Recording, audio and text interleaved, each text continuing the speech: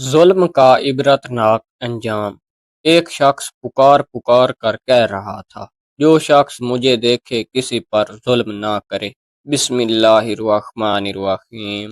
تمام ناظرین کو ایمان کی تازگی چینل پر خوش آمدید۔ معزز ناظرین، اس چینل کا نام جو ہے بہت ہی خوبصورت اور اسی لیے رکھا گیا ہے تاکہ آپ اسلامک ویڈیوز کو دیکھ کر اپنا ایمان تازہ کر سکیں۔ تو آپ لوگوں نے اس ویڈیو کو لائک اور چینل کو ضرور سبسکرائب کرنا ہے تاکہ آپ اور بھی اسلامک واقعات کو دیکھ کر اپنا ایمان تازہ کر سکیں۔ شکریہ۔ ایک شخص پکار پکار کر کہہ رہا تھا، جو شخص مجھے دیکھے کسی پر ظلم نہ کرے۔ ایک شخص نے اس کی پکار سن کر پوچھا، اے شخص، تیری کیا کہانی ہے؟ اس نے اپنی یہ کہانی سنائی۔ میں ایک سپاہی تھا، ایک دن ساحل پر آیا۔ میں نے ایک شکاری کو دیکھا، اس نے ایک مچھلی پکڑی۔ میں نے اس سے کہا، یہ مچھلی مجھے دے دو، تو اس نے انکار کیا۔ میں نے کہا، یہ میرے ہاتھ فروخت کر دو۔ اس نے اس سے بھی انکار کیا۔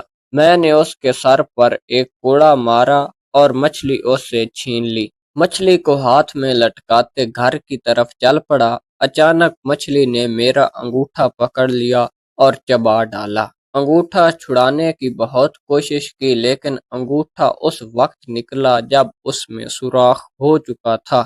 میں نے ایک طبیب کو دکھایا، اس نے بتایا کہ یہ تو مرض بہت بڑا ہے، انگوٹھا کاٹنا پڑے گا ورنہ یہ مرض سارے جسم میں پھیل جائے گا اور تو ہلاک ہو جائے گا۔ میں نے انگوٹھا کٹوا دیا، لیکن مرض ہاتھ میں آ گیا۔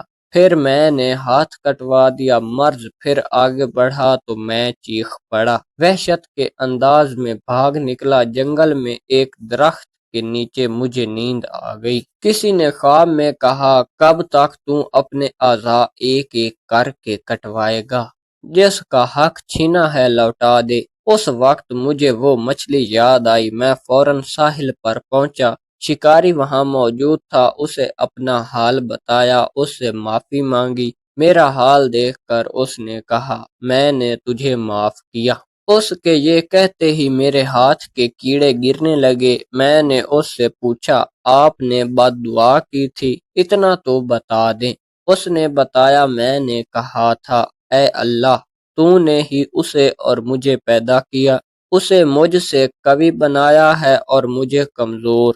اس نے مجھ پر ظلم کیا، نہ تو نے مجھے اس سے بچایا، نہ اتنی طاقت دی کہ اس کے ظلم سے محفوظ رہتا، اپنے آپ کو اس سے بچا لیتا۔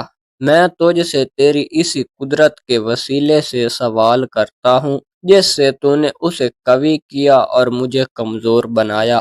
اس شخص کو مخلوق کے لیے عبرت بنا دے۔ یہ بد دعا سننے کے بعد اس نے کہا، لیکن اب میں محسوس کرتا ہوں تیرے ساتھ زیادتی ہوئی۔ ایک مچھلی کی خاطر مجھے ایسی بد دعا نہیں کرنی چاہیے تھی، لہٰذا اب تو میری طرف سے یہ قبول کر لے اور اسے اپنے کام میں لا۔